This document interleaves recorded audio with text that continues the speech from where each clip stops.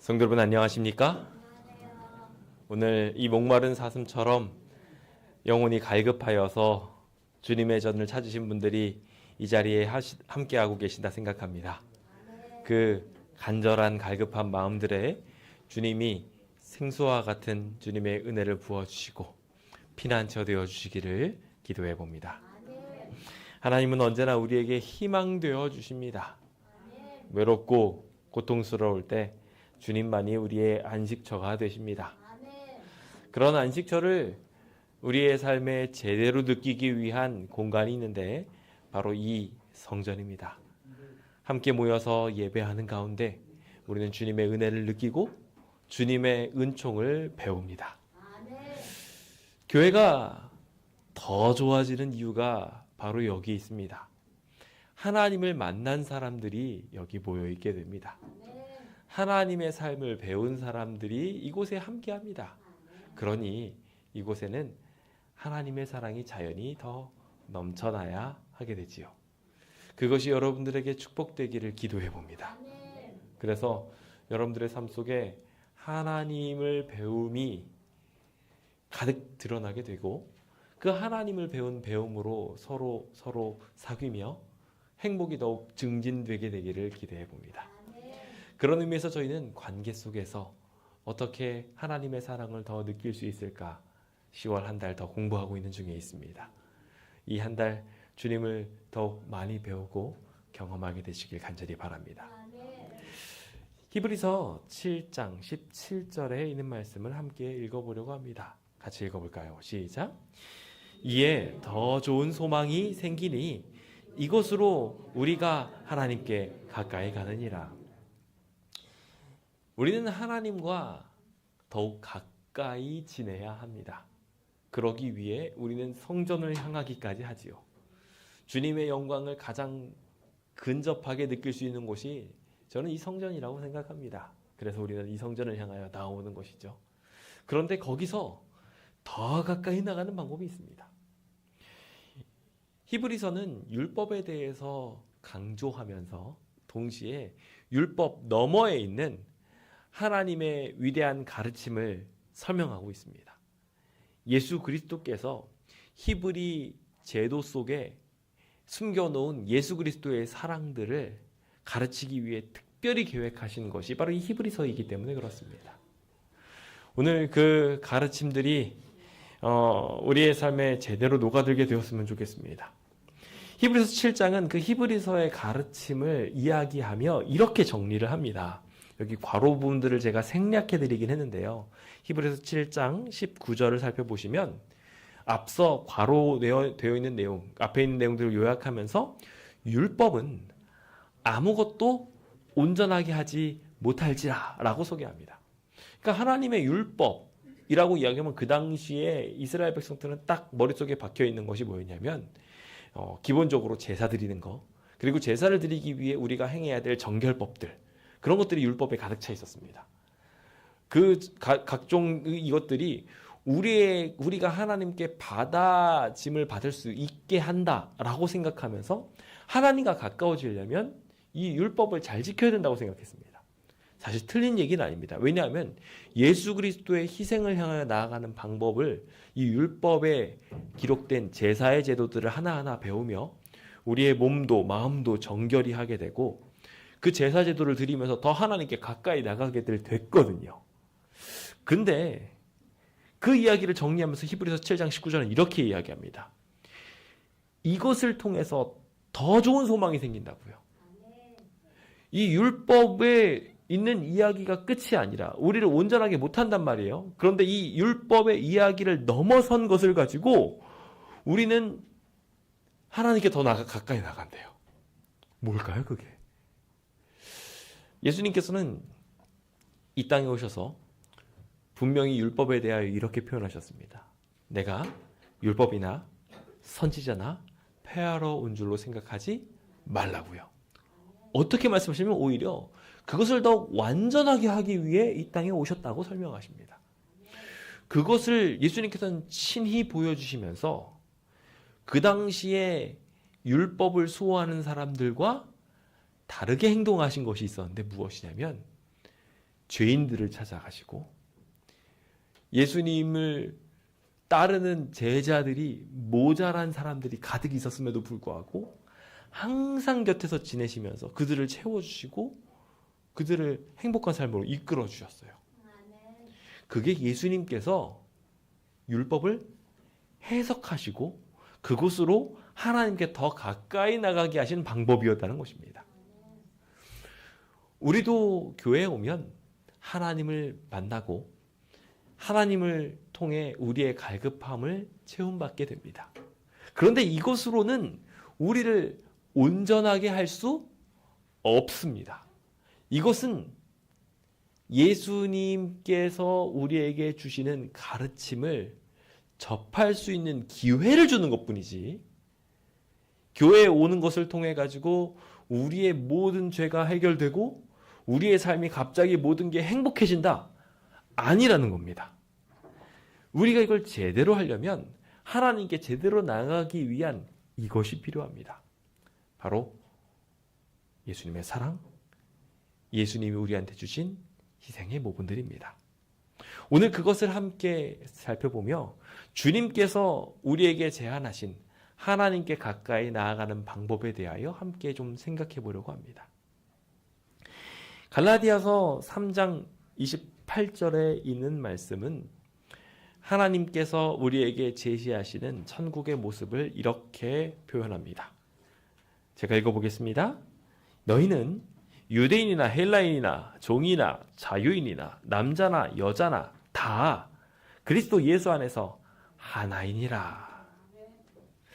저는 우리 하나님의 이름을 참 사랑합니다. 이 하나님의 이름에는 하나라는 이름이 포함되어 있습니다. 애국가에는 하느님으로 표현해서 마치 하늘에 있는 우리와 격이 다른 존재, 선으로만 소개한 것 같아서 조금 아쉬운데 우리가 성경에서 제대로 이해할 수 있는 이 하나님이라는 이름은 홀로 하나 되신 이 세상의 어떤 존재보다도 뛰어난 최고의 존재라는 의미도 포함하고 있지만, 그러니까 하늘님의 의미도 포함하고 있지만 동시에 우리를 하나로 만들어 주시는, 그리고 우리와 하나가 되어 주시기도 하시는 그러한 한없이 우리와 가까운 분으로도 표현하고 있는 이름이기에 이 하나님이라는 이름을 너무나 사랑하고 행복하게 여깁니다.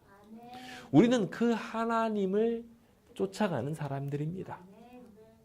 하나님 자신이 성부, 성자, 성령 세 분이 하나가 되셔서 서로의 마음이 완전히 통하는 것과 같이 오늘 우리와도 그렇게 하나 되기를 원하신다고 이야기하시며, 갈라디아서는 하늘의 축복, 하늘의 삶을 이 땅에서도 구현하는 것이 필요하다고, 그래서 예수 안에서 종이든 자유인이든 유대인이든 헬라인이든 격의 차이 없이 다 하나라고 소개하고 있는 것입니다. 그래서 사실 이 성경절을 자세히 보시면 유대인과 헬라인은요, 격이 달랐습니다. 유대인은 우리가 잘 아는 것처럼 그 당시 피지배층이었습니다. 근데 헬라인은요, 그 당시에 가장 격조 있는 높은 위치에 있는 이들 중에 하나였습니다. 종과 자유인은 하늘과 땅의 차이입니다.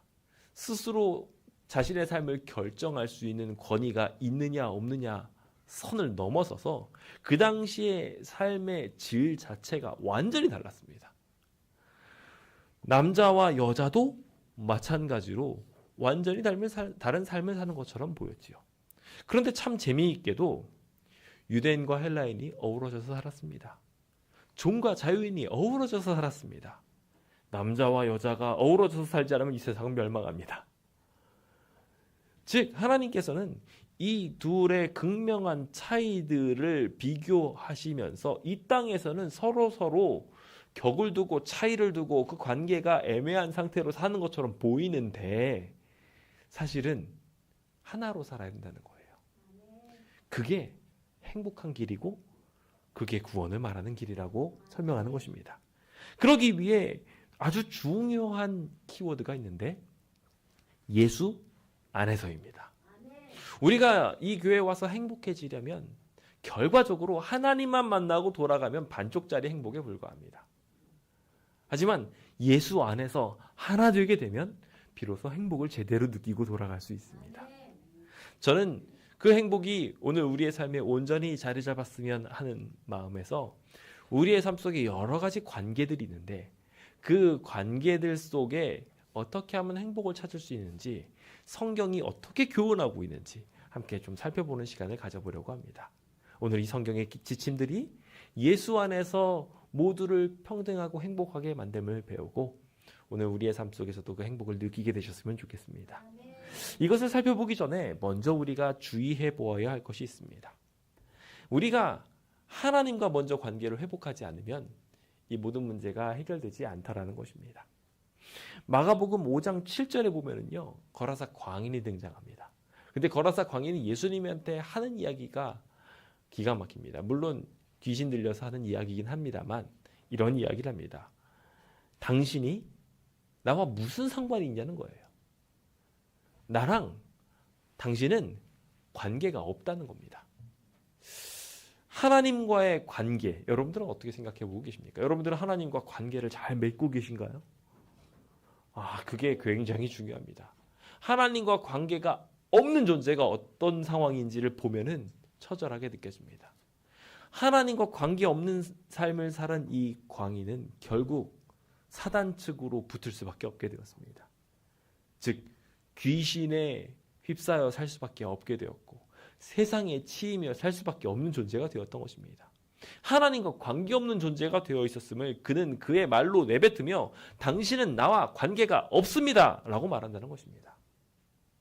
혹 우리도 그렇게 하나님과 관계없이 살게 된다면 굉장히 비극적인 삶을 살게 될 것입니다. 그런데 참 다행인 것은 하나님께서는 나는 하나님과 관계없어요 라고 말하는 이 존재를 그래서 사람들과도 격리되어 버려서 홀로 무덤가에서 지낼 수밖에 없었던 이 거라사 광인을 찾아오셨다는 것입니다. 아멘이십니까? 진짜 감사하십니까? 지금 여러분들을 찾아오고 계신 것입니다. 나 하나님 싫어요. 나 하나님 불편해요. 거절해도 주님은 찾아오셔요. 그래서 관계를 맺으십니다. 그 관계를 맺기 위해서 돼지가 수없이 죽는다 할지라도 하나님 관계 없어요. 그걸로 주님이 여기서 사용 못하시고 쫓겨나신다 하더라도 상관없어요. 이 한 사람 살리는 것을 위해서 모든 대가를 지불할 준비가 되셨던 것입니다. 오늘 우리의 관계가 주님과 연결되게 되기를 기도해 봅니다. 그렇게 연결하기로 결심해 봅시다. 많은 이들이 참 속상하게도 우리를 낳아주신 반석이신 예수님을 잊어버리고 거절하고 하나님을 망각한 채 살아가는 경우가 많아요. 난 하나님과 관계없이 사는 거죠. 우리 이 하나님의 거룩한 백성으로 사는 만큼 우리 하나님을 망각하지 마시고 하나님과 늘 함께 사시길 간절히 바랍니다.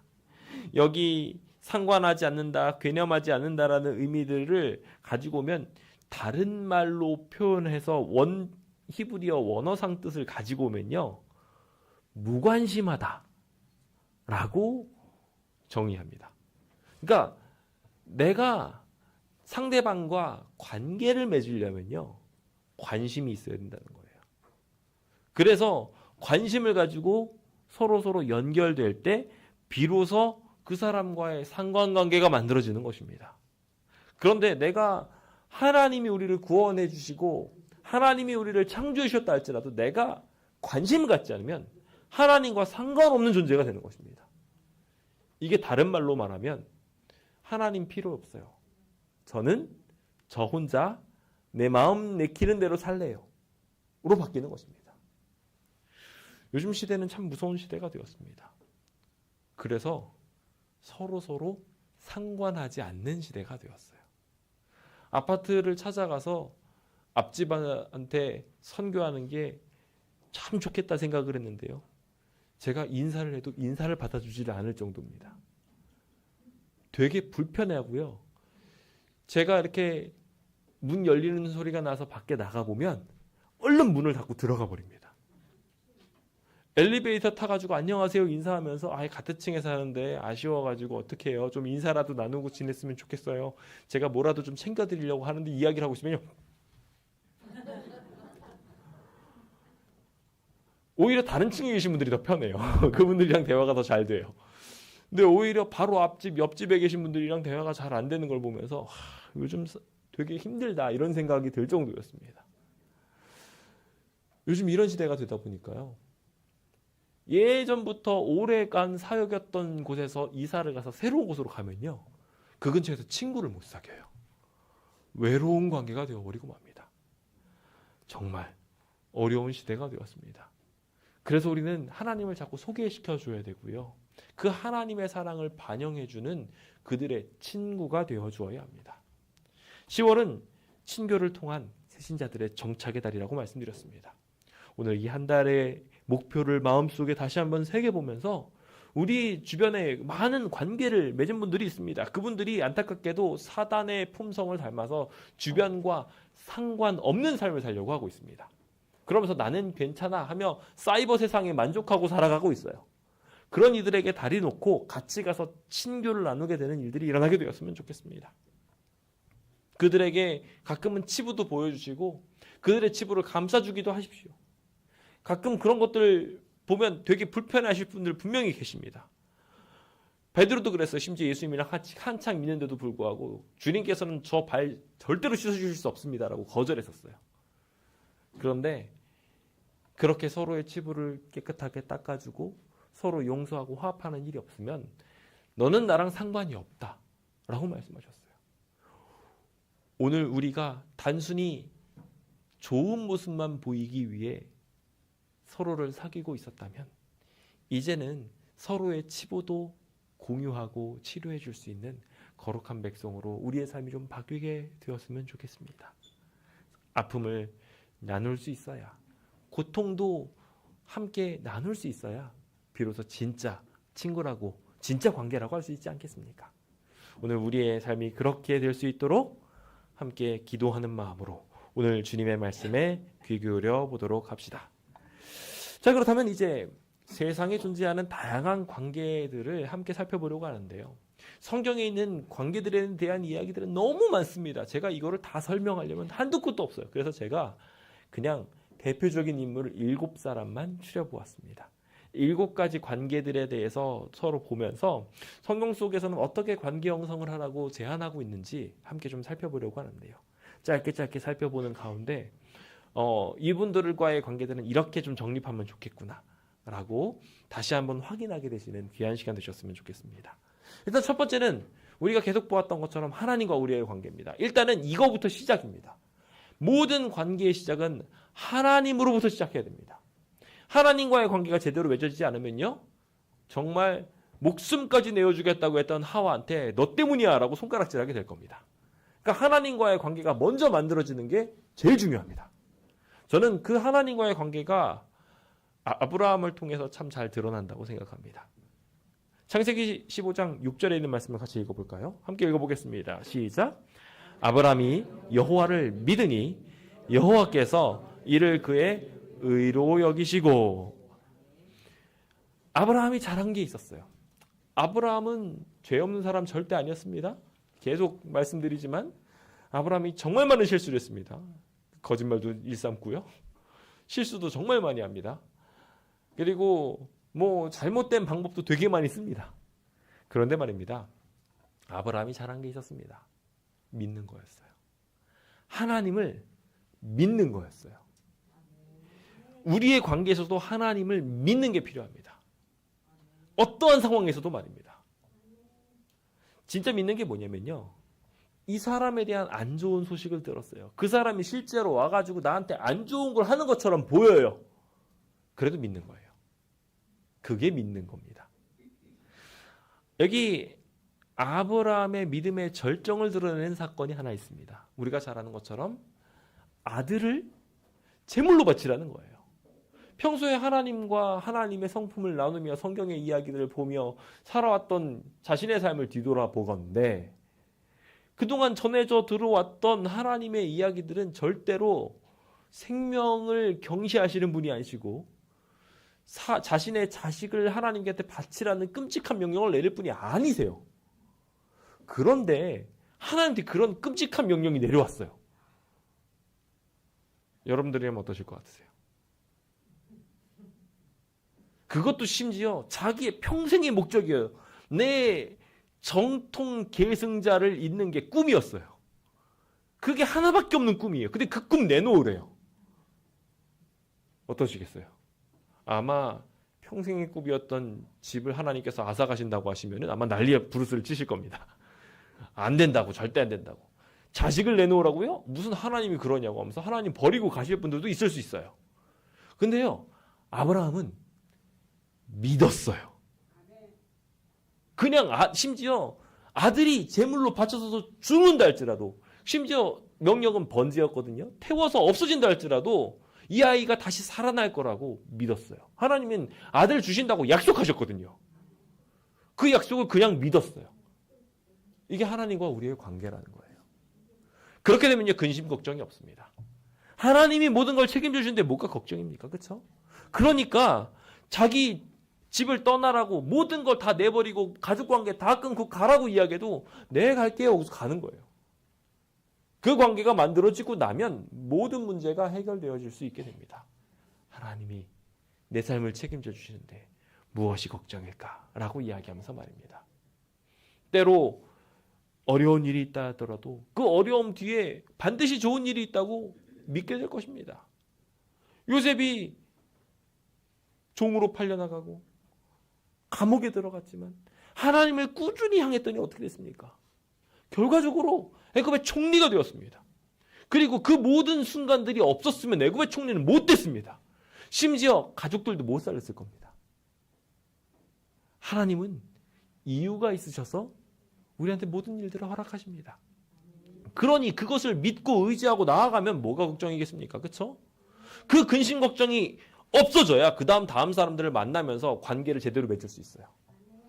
나는 하나님 안에서 완전히 서 있으니까 주변 사람들에게도 내 모든 것들이 없어져도 하나님이 채워줄 건데 뭐가 걱정이야 라고 하면서 관계를 제대로 쌓을 수 있는 형성이 만들어지는 것입니다. 하나님을 통해서 모든 걸 배울 수 있으니 이 모든 것들이 해결될 수 있게 돼요. 그러니까 여러분들의 삶 속에 하나님을 믿으시기 바랍니다. 그러면은 여러분들과 여러분들의 집이 구원받게 될 것입니다. 두 번째, 우리는 중요한 관계를 보게 되는데요. 지도자들과 백성의 관계입니다. 지도자들과 백성이 서로 이렇게 관계를 맺는 일들이 어쩔 수 없이 생길 수밖에 없습니다. 우리는 이 모든 것들을 지혜 있게 통치받기 위해서는 지혜롭게 모든 일을 처결해 나가기 위한 제도를 갖기 마련입니다. 그리고 그 제도에 의해서 우리는 우리의 지도자들을 세웁니다. 우리의 정치인들을 세우기도 하고요. 때로는 그 여러분들의 공동체에서 대표를 만들기도 합니다. 교회에서도 교회의 치리자들을 두기도 합니다. 지도자들을 말이죠. 그런데 그 지도자들을 줄 때 어떻게 관계를 맺어야 할까요? 성경에 보면은요, 그 관계를 참 재미있게 묘사합니다. 기본적인 지도자와 백성의 관계는 이렇습니다. 백성은 원망을 하고 지도자는 참습니다. 이게 성경이 우리한테 제시하는 방향입니다. 되게 당황스럽죠? 그런데 이게 하나님께서 공동체를 이끌어 가시고 온전하게 하시는 방법이에요. 그래서 여러분들한테 말씀드리고 싶은 것이 있습니다. 지도자가 되시는 길을 걸으시는 분이시라면 모세와 같이 되시기 바랍니다. 어떻게 모세와 같이 되는지 좀 보겠습니다. 출애굽기 33장 13절입니다. 같이 읽어볼까요? 시작. 내가 참으로 주의 목전에 은총을 입었사오면 원하건대 주의 길을 내게 보이사 내게 주를 알리시고 나로 주의 목전에 은총을 입게 하시며 이 족속을 주의 백성으로 여기소서. 자, 이 내용을 보시면요, 모세가 백성들을 대하는 자세가 등장합니다. 모세는요, 관계를 맺을 때, 지도자와 백성으로서 관계를 맺을 때 굉장히 중요한 한 가지를 두었습니다. 그가 백성들을 다스리려 할 때 힘으로나 능력으로나 다스려서 그것을 억압하려 하지 않고 하나님께 은총을 받았으니 그 은총을 내려준다는 생각을 가지고서 대했습니다. 그래서 내가 주님께 은총을 받았으면 주님의 길을 보여주십시오. 내가 주님의 길을 쫓아가겠습니다. 하며 주님의 인도를 쫓아서 갔습니다. 그리고 그 은총을 입게 하셔서 그 은총을, 이게 다른 언어로 말하면 원어상으로 이 백성들에게 베풀어 주십시오라는 얘기예요. 주의 백성으로 여겨 주십시오라고 이야기해요. 그러니까 내가 주님께 은총을 받았으면 이 백성도 은총을 받게 해주십시오. 그러니까 내가 은총을 받아서 그 은총을 여기게 전달해 달라는 얘기예요. 그래서 하나님께서 이것에 대한 백성의 응답을 받으면서 뭐라고 말씀하시냐면, 너는 내 백성 앞에 가라. 내가 너를 평안하게 하리라. 이걸 다른 언어로 말하면 내가 너와 함께 가겠다라고 이야기해요. 그러니까 너가 백성 앞에 끌고 나가고 있으면 백성들이 쭉 쫓아가면서 하나님이 너를 평안하게 만들어주며 그 은총을 백성들한테 나누어 주어서 백성도 함께 걸어갈 수 있게 만들어주겠다고 하셨다는 거예요. 지도자의 길은 어쩔 수 없습니다. 불평을 만날 수밖에 없어요. 어떻게 모든 사람들의 마음을 충족시킬 수 있겠습니까? 하나님도 아니고 우리는 절대로 그 일을 할 수 없습니다. 그러면 어떻게 해야 될까요? 결국 우리는 하나님의 사랑을 받아서 온유함으로, 인내함으로 상대방을 대해 주어야 합니다. 일방적인 내리사랑이 되어야 합니다. 일방적인 모본이 되어 주어야 하고 일방적인 베품을 주어야 합니다. 이게 지도자와 백성의 관계에서 만들어지는 일입니다. 그렇게 나누어 주게 될 때 비로소 백성은 지도자를 신뢰하기 시작합니다. 그렇게 하면서 지도자는 존경을 받게 되는 것이고 그 원망을 사랑으로 바뀌게 되는 일이 바로 이 일들을 통해 만들어집니다. 한 나라를 만들었던, 한 나라를 세우는 데 기준점이 되었던 이 모세라는 인물에 대하여 성경은 이렇게 정리합니다. 이 사람 모세는 온유함이 지면의 모든 사람보다 더하더라. 즉 지도자는 어떻게 된다고요? 온유해야 된다고요.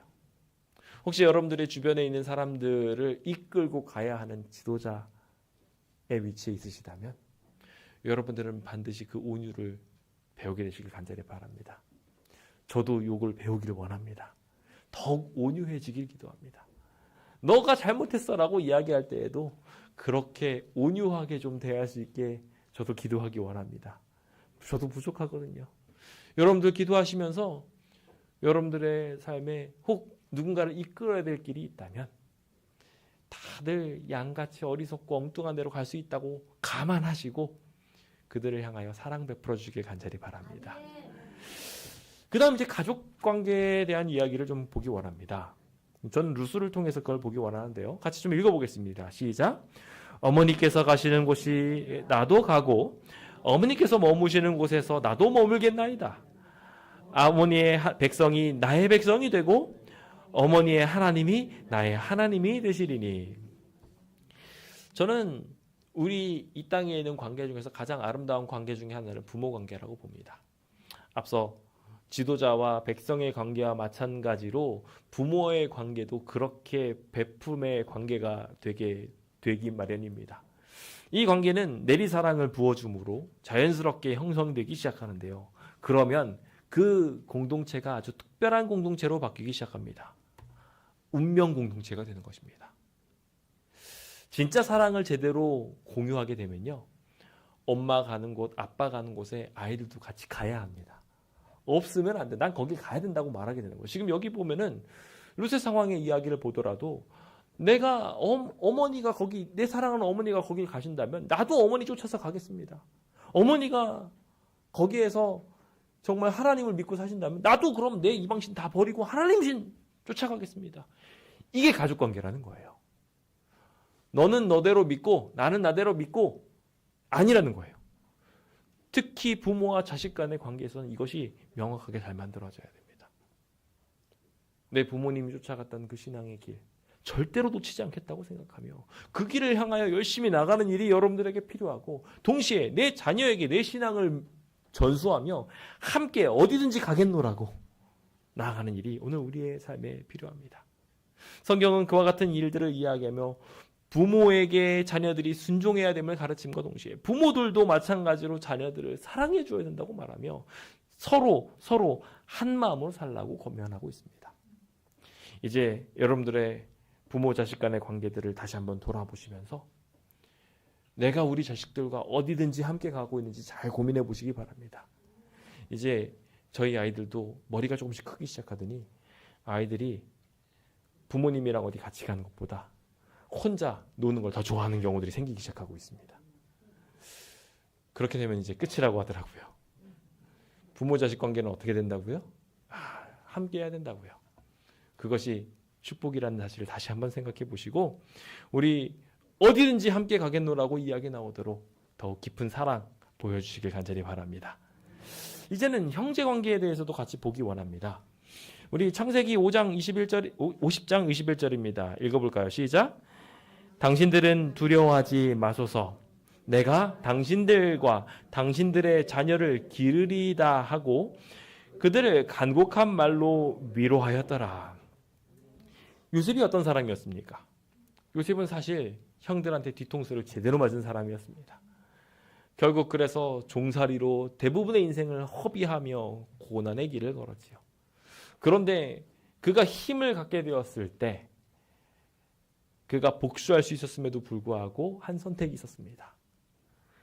서로 용서하고 화해하는 일을 가졌다는 것입니다. 저희 아이들은 늘 삼국지를 찍는다고 말씀을 드렸습니다. 서로 아주 치열한 전쟁을 합니다. 그래서 이쪽이 조금 유리하다 싶으면 사람들이 이쪽에 붙었다가 이쪽이 유리하다 싶으면 이쪽에 붙었다가 하면서 아주 눈치 싸움도 치열하고요.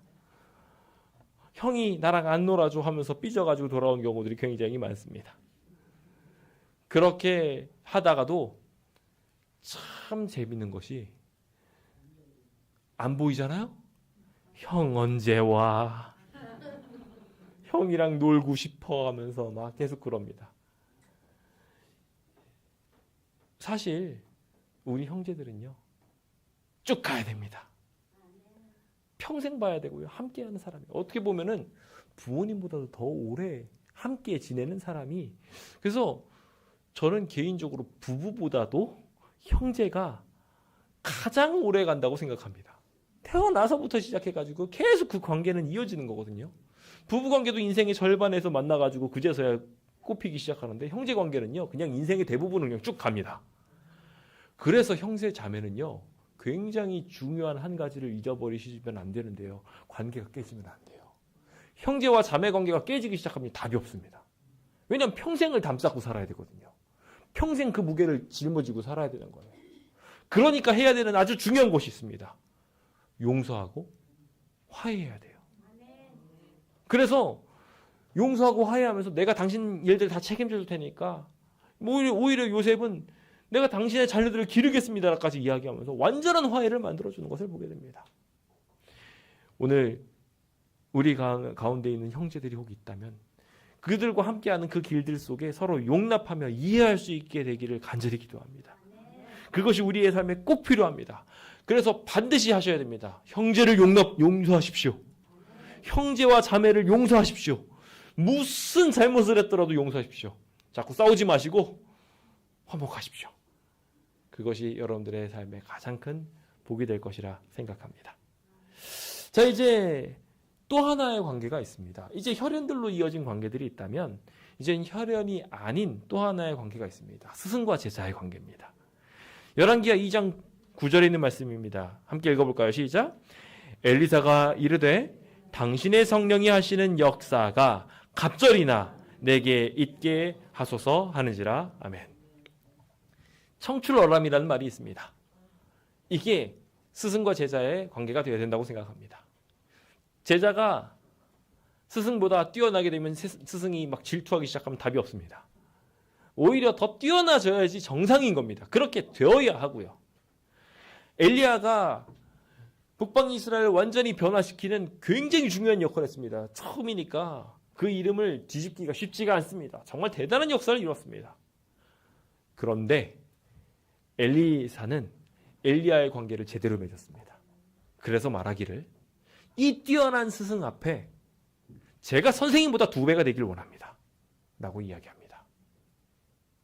오늘 우리가 그렇게 되기를 기도해야 합니다. 예수님이 바라시는 것도 그랬습니다.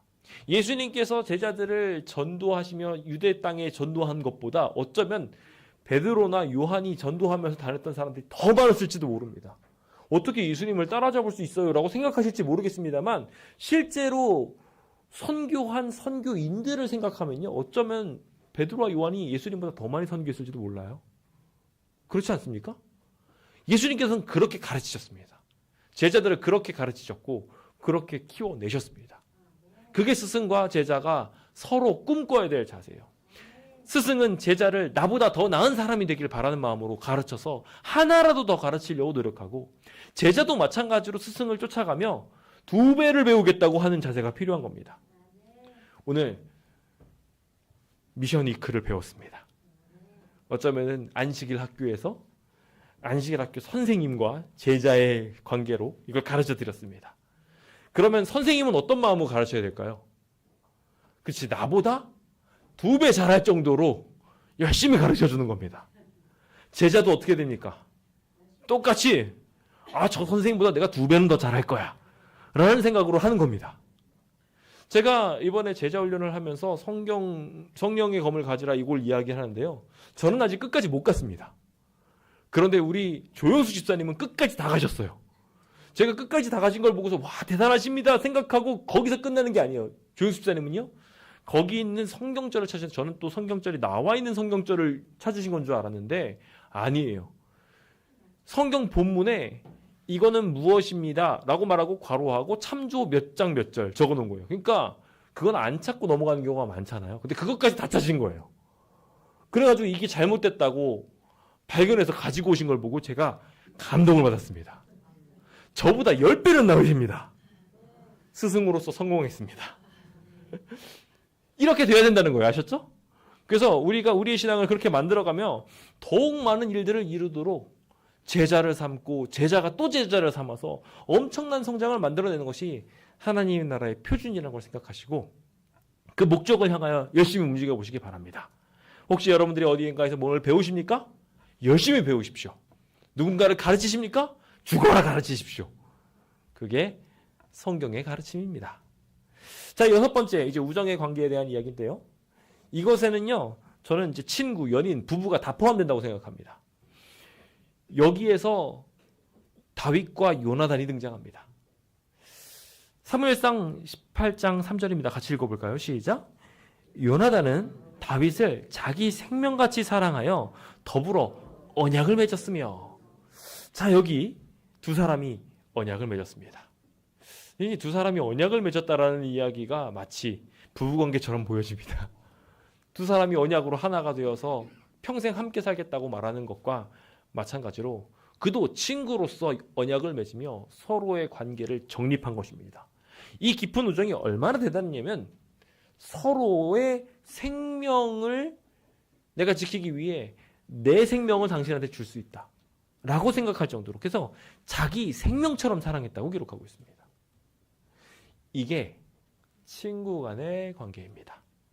저는 이 친구 간의 관계도 정말 대단하다고 생각하는 것이, 형제 관계는 여러분들이 선택할 수 없습니다.